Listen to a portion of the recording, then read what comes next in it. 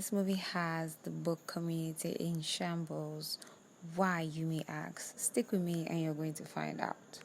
Hi there, my name is Sophia. I'm an avid reader and a Netflix addict. Note that this is not going to be spoiler free, so buckle up. Sophie, the book owl. You pierce my soul. I am half agony, half hope. Tell me that I am not too late, that precious feelings are gone forever.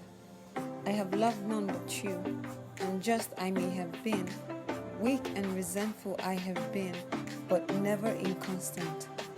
Jane Austen wrote these lines in her last novel, Persuasion, and they are proof, if proof were needed, that she did not write the kind of prose that will make you reach for a dictionary or Wikipedia to decipher. Austen was just as readable today as she was when Persuasion was published, so it's a mystery why the makers of the latest adaptation of the novel found it necessary to modernize her dialogue by adding lines like, "Now we're worse than exes, we are friends," and "good talk," which seems to have been taken out of a mediocre romance novel or whatever. It's not just the dialogue. Austen's Anne Elliot is a wounded creature, neglected and humiliated by her foolish, egoistic father and sister, mourning the loss of her youth in beauty, regretting the weakness that led to her being persuaded many years ago for material reasons. And yet, in Austen's writing, her turmoil was internal. Outwardly, she is calm, useful, and forever called upon by her family to be a glorified housekeeper and baby sister because she is only Anne. Turning her into a clumsy, gauche heroine who swings wine, cries into her pillow, scrapes her chair loudly during a dinner party, and trips during an attempt to eavesdrop on a conversation is the kind of humiliation Jane will never put her heroine through. This trope this particular adaptation chose is the generic 1990s rom-com that should have died by now. The yelling of his name from a window and pouring wine on her head was not needed.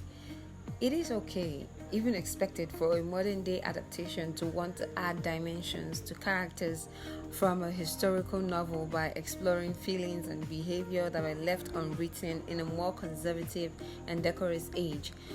But this has to remain consistent within the space of the film. Instead, in the lead character, and we have to focus on her because all the other characters in this film, including the love interest, were shadowy and unreal. Instead, in the lead character, we get an unwieldy pastiche and bits taken from an Elliot of the book and someone patently created for the Bridgerton generation. Are we even going to ignore the mixed race casting? I don't know why shows are doing this right now because it's getting really annoying. They want to reimagine famous novels as taking place in a post-race world. Austen was no radical anti-colonialist. Her writing still includes references to plantations worked on by slaves and etc. So to pretend that this never happened and race is not a thing is actually quite insulting. Before I go, let me make a very nice, audacious suggestion for the filmmakers who want to make more British period dramas. Leave Jane Austen and focus on the wealth of content crying out for adaptation. There is Charles Dickens, Wilkie Collins, and the rest. Good luck and have fun.